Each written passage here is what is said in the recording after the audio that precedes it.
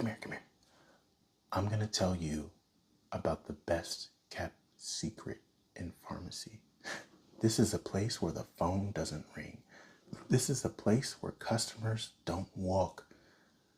This is a place where we don't even fill prescriptions or verify orders. What am I talking about? You're going to have to stay tuned to find out.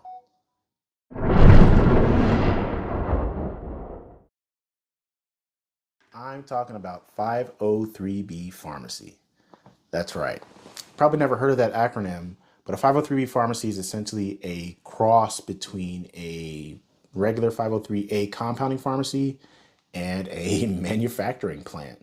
After the New England Compounding Center fiasco.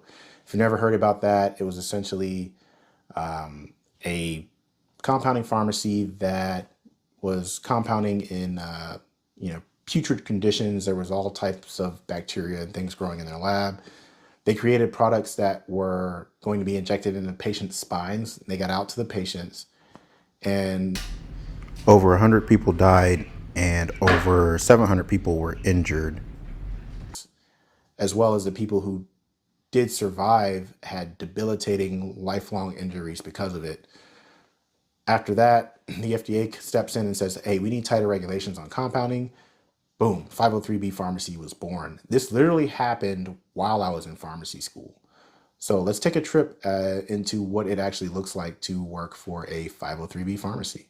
So due to the increased regulations that 503B pharmacies have, there are several different departments that pretty much have to work together to get a great product out the door that patients can safely use.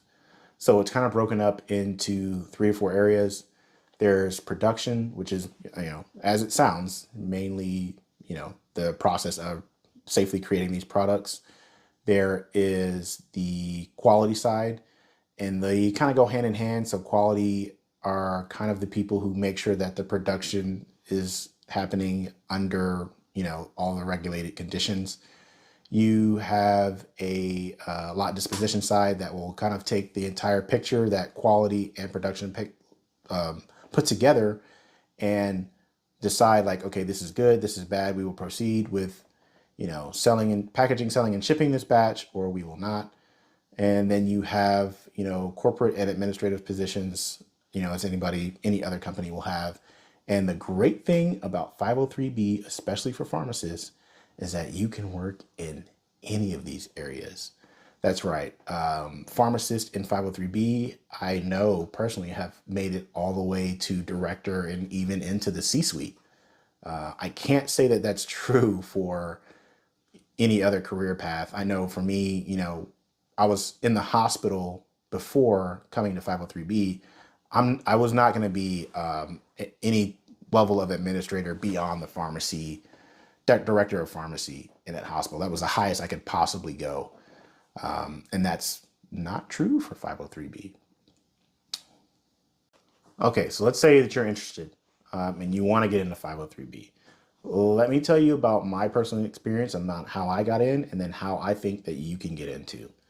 So for me, it was a technician that I knew, that I used to work with, known for a very long time. And she actually got in first as a technician. And then she called me and she was like, hey, they're looking for a pharmacist. Why don't you shoot over an application? I'd love to work with you again. I was like, sure. And quite honestly, I wasn't very serious at first, but I have a rule about always applying somewhere every year. That's a whole nother story. We'll talk about that in depth in a later video. But so I said, sure, this will be my one, and I'll apply. And so when I applied, and of course I got an interview, and I got to go and I got to see the operation, I got to see the site, and I was like, oh, this is actually really interesting. Like, you mean to tell me I just get to focus on compounding? And like, yeah, this is all we do, this is what we do, and this is what you'll be doing. I was interested, but once again, at the hospital, I was super satisfied. I actually like what I do at the hospital. I was growing, I was hitting my stride as a clinical pharmacist, and I was like, you know what? It came down to the conversation of compensation, and I wrote down a number for them, and I was like, well, this is what it will take to get me out of the hospital, right? Because I guess everybody has a price. I have a price for sure. And lo and behold, they met that stipulation, and it was $20,000 a year over what I was making at the hospital. And so then the conversation kind of changed. I was like, well, I really need to take this offer. And so I took it and I left the hospital. I didn't leave the hospital altogether. I was still PRNing at the hospital at the time. And then that became a bonus to me. So I got an extra, $20,000 a year on my base salary. And then I still had the option to go and make, more money on the side. Whereas before I was just full time at the hospital and that's all I did as far as work. So yeah, that's how I got in. But after that, I know it's not like a likely path for everyone. So when I started meeting other pharmacists that were there and asking them like how they, got into 503B, the common story was, right out of school, they either did an internship for the company that we were at, or, they did a fellowship, or I don't think they had residencies, but they definitely had fellowships. But if you are not eligible for all the following and then you don't already know somebody who works there, I would say the best way to get in would be to get one of these skills. And that would be medical writing. If you have any medical writing experience, it's going to help with, you can be somebody that helps them with some of the higher level things like SOP generation and stuff like that. Technical writing, that will help you out a ton, really along the same lines as the medical writing. One of those or both of those in combination will definitely help you. Any regulatory experience or certificates that you have, especially anything dealing with FDA regulations, someone will jump at you in a 503B for those skills. And then, of course, any what you call CGMP experience, right? Which is just good manufacturing practices. And those go hand in hand with how 503Bs operate. If you have the pharmacy background and any of those other skills, then it will make you a more attractive candidate than somebody who's just has a pharmacist background. All right. And then the other plot twist on that is when you're applying for jobs in 503B, don't just look for pharmacist positions. Okay. So my position technically wasn't really a pharmacist position. They have to have a certain amount of pharmacists there per the 503B, guidelines and laws. But those pharmacists can be, like I was telling you earlier, in any of those departments. So you may see a position. My position was technically production supervisor. And then, of course, when you come in as a pharmacist, you have that separate conversation about like compensation and maybe additional duties that you can do as a pharmacist. But don't just look for pharmacist positions. It may be, quality team lead or quality supervisor or something like that. And you apply to that and you just let them know that you're a pharmacist and you're interested in blah, blah, blah, blah, blah. So that's how you can get in. In the description, there will be a link to all of the FDA registered outsourcing facilities so that you can see that. And those are the places that you apply to. They're all listed on the FDA website. So you kind of have a list of everyone and you can literally knock down every door and see if they are hiring. And once again, that's if you're interested. So let's talk about some pros and cons of working for a 503B. So the pros, some of them I already talked about, is it's super flexible. It's the greatest work-life balance I've had since being a pharmacist, hands down. You will learn a ton about some things that are non-traditional. Then the non-traditional aspect itself, you're not in there answering phone calls all day. You're not dealing with the public. It could be a pro or con, because I know some pharmacists who really value that personal connection with their community. And so that's one of those that can be a pro and a con, right? So if you are like totally over dealing with the public, this is the place for you. If you love that connection with the public, then this might not be right for you, honestly. But as far as the pros, financially, it was a big pro for me.